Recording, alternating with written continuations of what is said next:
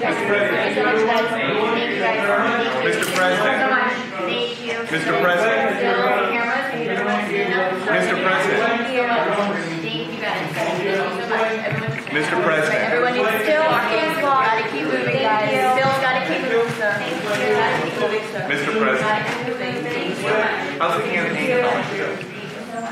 Thank you. And for your leadership on the migration challenges that we face every single day.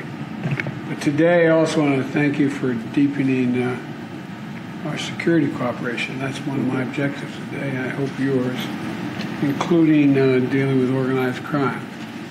And as we discuss our work through the Americas Partnership for Economic Prosperity, the Financial Times and the Wall Street Journal, I don't think they meant it as a compliment originally, started referring to my economic policy as Bidenomics. Well, guess what? It's working. I want to thank, of course, our nation's champion, President Biden, for your leadership and commitment to lowering costs for working families in every way. A drug company that makes a drug here in America, if it's sold in Chicago, you can buy the same drug in Toronto or Paris cheaper than you can buy it in Toronto. In Chicago.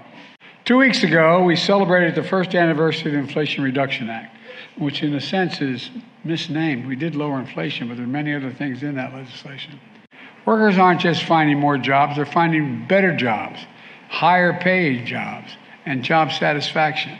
And Bidenomics is just another way of saying restoring the American dream. So we'll continue to work with the civil rights leaders, including Reverend Sharpton, to combat the hate. As you know, he convened the civil rights leaders. How is the president planning to message this? Do we expect travel in the next couple of weeks talking about this specifically? How is he planning to take this message to voters? Obviously, the president travels across the country pretty regularly to talk about how he's investing in America, how he's lowering costs for Americans. That is one of the, as he speaks about Bidenomics, lowering costs for Americans is clearly one of his top priorities. So you'll continue to hear from the president about this particular issue and other ways that Bidenomics is working for American families and the economy as well. We are very clear. The court did not take away the ability to seek a diverse class, to educate a diverse class. The court did not speak to more than it did in the Harvard and University of North Carolina admissions practices.